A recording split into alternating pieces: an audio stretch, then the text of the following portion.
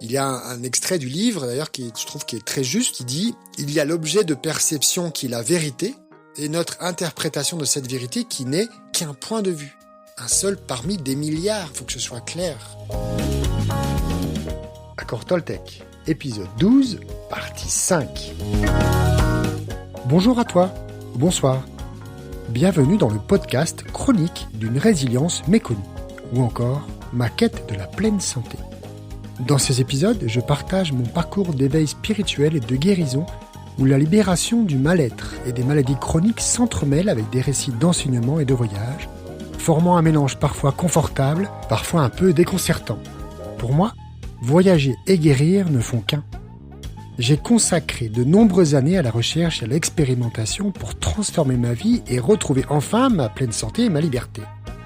Je n'ai pas la solution, mais j'ai découvert des chemins possibles, des raccourcis, des outils qui pourraient bien t'aider dans ta propre transformation. Je t'invite à écouter ces épisodes et à te laisser inspirer. À tout de suite, prends soin de toi. Salut! Soyez sceptiques, mais apprenez à écouter. Voilà, alors cet accord, selon moi, redonne ou permet à chacun, chacune de rejeter ou d'accepter tout ce qui a été enseigné et dit. Drôle d'ailleurs qu'il ait été édité, ce livre, ou cet accord, 20 ans après les 4 premiers. Il me semble, j'interprète cela comme que la société a eu une nécessité de faire son chemin pour faire évoluer ses mentalités, sa structure, de transformer ses croyances ou son rapport à la réalité. Et si bien il y a eu un changement de génération, et ce changement de génération varie en fonction aussi des contextes et des critères utilisés, il est possible de dire que une génération antérieure a été baignée dans les enseignements du premier livre avant de pouvoir recevoir la suite et qu'une nouvelle impulsion pour peut-être de nouveau un changement de génération pour intégrer un nouvel enseignement qui est ce 5e accord qui, pour moi, englobe tous les autres, permet une autre profondeur à tous les autres. Ce livre a été écoulé à plusieurs milliers d'exemplaires à travers tous les continents et a été mis entre les mains de personnes en recherche de transformation, d'amélioration de vie, de relations. En 2020, donc, le 5e accord Toltec, La voie de la maîtrise de soi, est paru. Il semblait qu'il était écrit en 2010, mais peut-être que c'était pas le même moment, d'où mon idée de génération. Donc cet accord permet de remettre, c'est le pouvoir de remettre en question. Il y a un lien assez intéressant entre le tout premier livre et cet accord. Je ne sais pas si tu te souviens, au début de l'ouvrage, donc du premier livre, les 4 accords Toltec, il y a cette citation de John Lennon. « Living is easy with eyes closed, misunderstanding all you see ».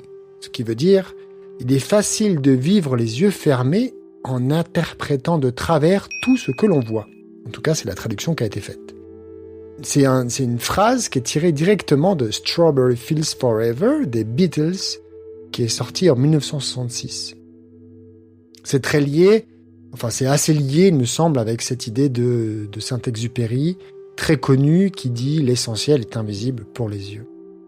Donc, douter, et surtout de notre manière d'évaluer le monde depuis nos sens, nos croyances, notre histoire, depuis notre propre point de vue. C'est souvent notre mental qui interprète. C'est d'ailleurs toujours lui qui fait des suppositions ou des conclusions hâtives. Remettre en question, c'est non seulement pour ce que disent les autres, les proches, ou le monde, les médias, ceux qui donnent leur avis, leur opinion, mais surtout, c'est sur notre propre manière de voir les choses. C'est surtout cela, l'impact que ça a en prenant conscience de cet accord.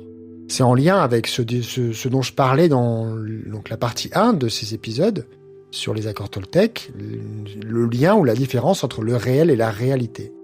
Douter de notre manière de voir la réalité, d'interpréter ce que l'on vit, car notre mental nous joue souvent des tours en fait. C'est vraiment sa fonction, se faire des histoires, vivre dans illusions, au-delà d'être un outil fantastique, principalement lorsqu'il est utilisé à bon escient et qu'il est à sa place dans sa fonction.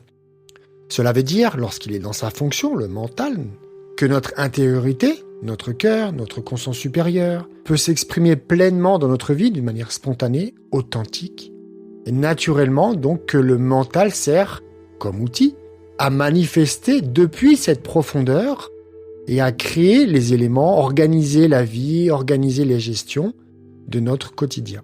C'est en lien avec l'allégorie de la calèche dont je parle dans l'épisode 10 en 2 parties. Mais alors, tu peux te demander comment mettre en pratique cet accord. D'après mon expérience, encore une fois, ce n'est que mon expérience, c'est déjà d'arrêter de vouloir toujours s'exprimer verbalement sur la perception très personnelle que l'on a du monde. C'est donc prendre le temps d'écouter, voir s'il y a autre chose qui s'exprime en soi, au-delà du blabla mental, celui de l'ego. Puis, c'est aussi assez connecté avec une certaine hygiène de vie qui naît de ne pas s'auto-injecter des informations mondaines qui sont là pour nous faire perdre l'écoute. En gros, les médias de masse, les médias anxiogènes, que ce soit radio, TV ou journaux, peu importe. À ne pas non plus se polluer avec les relations qui émettent des interférences en ce sens. Les gens autour de soi qui sont là dans cette connexion avec cette forme de pollution. En tous les cas, pour moi, c'est une pollution. Car elle ne permet pas simplement d'écouter sa propre voix ou de sa propre sagesse ou profondeur intérieure. D'ailleurs, surtout parce qu'il existe en nous plusieurs points de vue sur la réalité qui existent. À l'intérieur de nous, nous avons plusieurs parties qui s'expriment sans pour autant aller dans plusieurs personnalités. Je ne veux pas rentrer là-dedans. Donc c'est l'idée, liée avec les 4 autres accords, comme je disais au départ, de rajouter une dimension plus profonde. Donc pour moi, cet accord, ce 5e accord, va au-delà de ce que les 4 précédents permettent lorsque l'on les intègre dans sa vie. Il permet de se redonner responsabilité, position d'agir, d'acteur, de créateur de sa propre vie. Je suis créateur de ma propre vie car je mets en place ou j'essaie de mettre en place au quotidien cette notion de remettre en question. Et toi, tu es acteur de ta vie pour cette raison et pour d'autres. Cela t'appartient. Il y a un extrait du livre, d'ailleurs, qui je trouve qui est très juste, donc du 5e accord Toltec, qui dit « Il y a l'objet de perception qui est la vérité, et notre interprétation de cette vérité qui n'est qu'un point de vue. Un seul parmi des milliers, faut que ce soit clair, des milliards même. » Comme je le disais dans l'épisode précédent, avec la référence, avec ce numéro, qui est soit un 6, soit un 9. Se transformer soi-même, se mettre en posture d'évolution, de libération, de bienveillance juste, de souveraineté, en retirant les couches, par exemple, des oignons dans nos labyrinthes d'histoire intérieure, est pour moi indispensable. Et ça, même moi, je le remets en question le plus possible. Évidemment, toi aussi, ça n'a aucun doute. Je crois que l'idée est de remettre en doute avec honnêteté, avec soi, avec l'autre, avec les autres, et non par principe de rejet, de désaccord. Il peut y avoir une connexion de l'ordre aussi de devoir être à l'écoute au fond et non à la forme. Pouvoir capter les énergies, les intentions de ce que l'on ressent d'un événement ou d'une conversation. Cela me fait penser à la prophétie des Andes dont j'ai parlé dans l'épisode 2 de ce podcast, où le personnage principal capte les énergies échangées entre êtres vivants, avec les humains entre eux ou avec les plantes, et plus précisément, un passage où il y a une altercation dans un parc. En étant sensible au fond, à l'entreligne, au ressenti que l'on a face à un événement, il est possible d'observer une réalité plus vraie et non infligée de notre histoire ou de nos croyances. Et donc, aussi, lorsque j'ai un doute ou que je manque de clarté, j'applique l'accord, qui pour moi est le numéro 1, ne pas faire de suppositions. Plus j'ai une notion précise de l'objet externe qui manque de clarté, plus je peux trouver ce qui résonne en moi et donc de ma vérité. Et donc trouver ma vérité et donc me positionner plus justement. J'ai une belle anecdote par rapport à cela.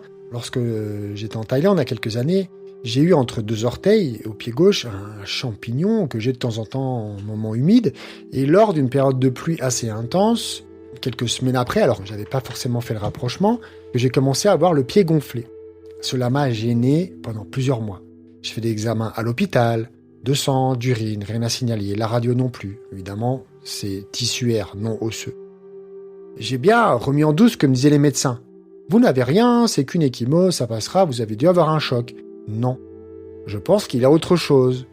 Et en même temps, je remettais en doute moi. Je dis, qu'est-ce que j'ai pu choper? Bon, je suis en zone tropicale, ok, mais ça veut pas dire qu'il y a une espèce de je sais pas quoi qui est dans mon pied. Et puis j'en ai parlé à quelques autres personnes qui étaient aussi des médecins expats dans ces lieux-là. Elle m'a dit non, mais c'est quand même étrange, il n'y a pas de raison, on n'a jamais vu ça. Et en fait, j'ai commencé à avoir vraiment des douleurs lors d'événements extérieurs inattendus, du genre un gros klaxon par une voiture alors que j'étais sur la route, ou un éclair, un tonnerre lors d'une tempête, et j'avais comme des pics de douleur très forts, comme si on m'enfonçait un clou dans le pied. J'ai dit, il y a quelque chose qui n'est pas moi à l'intérieur de moi. J'ai qualifié cette chose de parasite. Certaines personnes à qui j'en parlais me disaient, bah quand même, tu vas un peu fort. J'ai donc remis aussi en doute leur voix autant que la mienne. Et puis à un moment donné, j'en ai tellement eu marre d'avoir ce pied gonflé. Quand je dis gonflé, c'est que ça m'empêchait de marcher. Avec tout le temps que ça avait pris, j'avais commencé à décaler mon schéma corporel, le genou enfoncé, les hanches, le dos. Je commençais à avoir de plus en plus de problèmes de posture. Et j'en ai eu marre. Et donc j'ai décidé de me faire ma propre intervention chirurgicale. J'ai donc acheté le matériel médical, l'anesthésie, le scalpel, les strips adhésifs pour refermer par la suite, les désinfectants, etc., etc. Et je me suis fait ma propre opération. J'ai d'ailleurs une belle cicatrice maintenant. Il avait bien un corps étranger, un espèce de miasme, de système nerveux, ça se voyait clairement, qui n'était pas moi, que j'ai pu, en appuyant, extraire de mon corps, de mon pied. Je te jure, c'est très étrange, mais c'est vrai. Une fois retiré, même si je me suis remis à 2 fois, une fois le soir, une fois le matin, parce que j'ai senti qu'il y en avait encore durant la nuit, le pied a désenflé le jour suivant, et cela s'est refermé sans infection, au bout de quelques semaines, évidemment. Puis j'ai repris une vie normale. J'ai même encore douté si j'avais pas rêvé, mais j'ai des vidéos et des photos à l'appui. Et d'autres avaient du mal, auraient voulu que j'emmène ça au laboratoire pour étudier. Et je dis non, une fois que ça a été sorti de mon corps, je l'ai envoyé à la terre, je l'ai remis en pleine nature, là où cette espèce de parasite, puisque j'ai pas d'autre mot, doit être en fait. J'ai bien fait de m'écouter. Ça a été plusieurs mois de contraintes, de points de vue, de changements, de pas être d'accord, d'être d'accord, de chercher. Et en fait, j'ai agi par la suite. J'ai agi parce qu'en moi, j'avais plus le choix. Il fallait que j'agisse puisque je ne trouvais pas de solution. Donc voilà, j'ai agi et je me suis libéré moi-même. Mais il a fallu que je fasse appel à un sentiment à l'intérieur qui était au-delà de mon propre mental qui me fait jouer des tours en fait. Et surtout, parce que j'écoutais le point de vue des autres. La semaine prochaine, je tâcherai de faire un résumé un peu plus complet de tous ces 5 épisodes, de 5 accords Toltec, et de voir un peu avec vos retours comment ensemble nous pouvons faire encore mieux pour intégrer ça dans nos vies au quotidien. Si tu souhaites être accompagné dans le processus d'intégration de ces accords, tu peux prendre une session gratuite de 30 minutes et voyons ensemble si je peux t'accompagner. Ces accords font partie intégrante de mes piliers d'accompagnement. Et voilà, c'est tout pour cet épisode. Évidemment, il y aurait bien plus à dire. En fait, ce qui est intéressant avec les accords Toltec, et il me semble avec tous les autres outils de transformation de soi, transformation de vie, c'est de les expérimenter, de les vivre au quotidien, de les faire siens, de les intégrer. Et ensuite, dialoguer avec d'autres et se nourrir de ces échanges. Merci d'avoir écouté. C'est une série de 5 ou 6 épisodes sur les accords Toltec. Si ce que tu as entendu t'a plu, je t'encourage à t'abonner, à laisser un commentaire, à mettre quelques étoiles sur ta plateforme préférée. Cela ne te prendra que quelques secondes et ce serait une bonne manière pour moi de savoir comment cela se passe pour toi. Bien que l'idéal soit réellement que tu viennes échanger en direct, n'oublie pas que je suis relativement joignable sur les réseaux sociaux. Prends soin de toi et je te dis à la semaine prochaine. Salut!